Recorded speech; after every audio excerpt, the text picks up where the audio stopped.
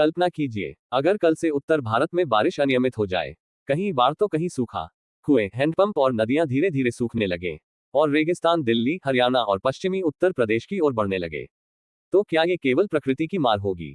नहीं, यह एक अविवेकपूर्ण निर्णय का परिणाम होगा। आज अरावली पर्वतमाला को ये कहकर नष्ट करने की तैयारी हो रही है कि 100 मीटर से कम ऊंचाई वाले पहाड़ पहाड़ नहीं है। लेकिन सच्चाई यह है, अरावली टूटी तो उत्तर भारत की लाइफ लाइन टूट जाएगी। विकास के नाम पर एक अविवेकपूर्ण और आत्मघाती निर्णय। लोक पक्ष, सम्यक क्रांति, जन सरोकारों की आवाज। भारत की सभ्यता केवल नदियों से नहीं, पर्वतों से भी जीवित रही है। पर्वत केवल भूगोल नहीं होते, वे जलवायु के नियंत्रक, जल के संरक्षक और जीवन के रक्षक होते हैं। उत्तर भारत के लिए ये भूमिका अरावली पर्वत श्रृंखला निभाती आई है। आज ये कहा जा रहा है कि जिन पहाड़ों की ऊंचाई 100 मीटर से कम है, उनमें माइनिंग की अनुमति दी जा सकती है। ये केवल एक प्रशासनिक निर्णय नहीं है, बल्कि प्रकृति, विज्ञान और भविष्य के विरुद्ध लिया गया एक अविवेकपूर्ण फैसला है। अरावली पर्वतमाला को नष्ट करना मतलब उत्तर भारत की लाइफ लाइन को खत्म करना है। अरावली क्या है और क्यों अनिवार्य है? अरावली पर्वत श्रृंखला दुनिया की सबसे प्राचीन पर्वत श्रृंखलाओं में से एक है। ये गुजरात से शुरू होकर राजस्थान, हरियाणा और दिल्ली तक फैली हुई है। इसकी ऊंचाई हिमालय जैसी नहीं है, लेकिन इसका महत्व किसी भी ऊंचे पर्वत से कम नहीं।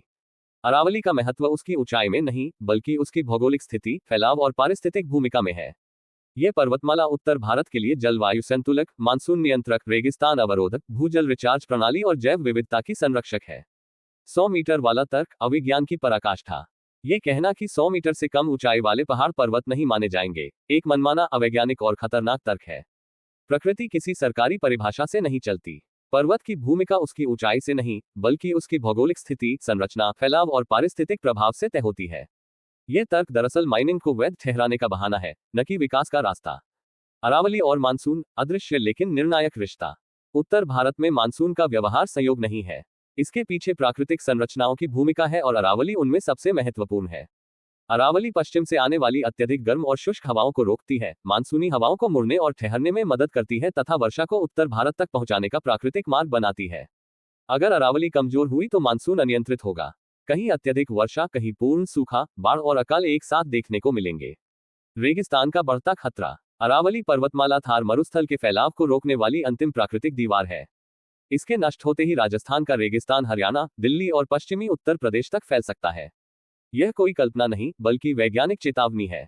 भूजल संकट और अरावली। उत्तर भारत पहले से ही गंभीर भूजल संकट से जूझ रहा है। अरावली वर्षा जल को रोककर धीरे धीरे भूमिगत जल स्रोतों को रिचार्ज करती है। यह प्राकृतिक रेनवाटर हार्वेस्टिंग प्रणाली है। माइनिंग का अर्थ है चट्टानों का विस्फोट, प्राकृतिक दरारों का समाप्त होना और जल संग्रह की प्रक्रिया का टूटना। इसके परिणामस्वरूप कुएं, हैंडपंप और नदियां सूखती चली जाएंगी। जैव विविधता और मानव जीवन। अरावली केवल पत्थरों की श्रृंखला नहीं है, ये हजारों पेड़ पौधों, पशु पक्षियों और स्थानीय समुदायों का घर है। माइनिंग जंगलों का विनाश, वन्य जीवों का विस्थापन और मानव जीवन का संकट लेकर आती है। यह विकास नहीं, बल्कि जीवन की कीमत पर मुनाफा है। विकास बनाम विनाश का झूठा द्वंद्व। माइनिंग को रोजगार और विकास से जोड़ा जाता है, लेकिन यह अल्पकालिक सोच है। कुछ वर्षों की कमाई के बदले सदियों की जलवायु स्थिरता, पीढ़ियों की जल सुरक्षा और पूरे उत्तर भारत का भविष्य दांव पर लगाया जा रहा है। ये केवल पर्यावरण का मुद्दा नहीं।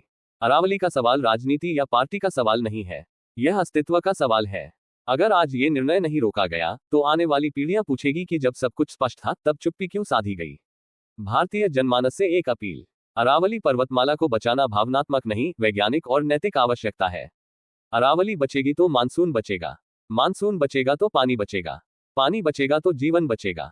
अरावली पर्वतमाला को नष्ट करना उत्तर भारत की लाइफ लाइन को खत्म करना है।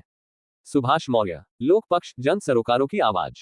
यदि यह वीडियो आपको पसंद आए हो तो चैनल को लाइक करें, सब्सक्राइब करें और अधिक से अधिक शेयर करें।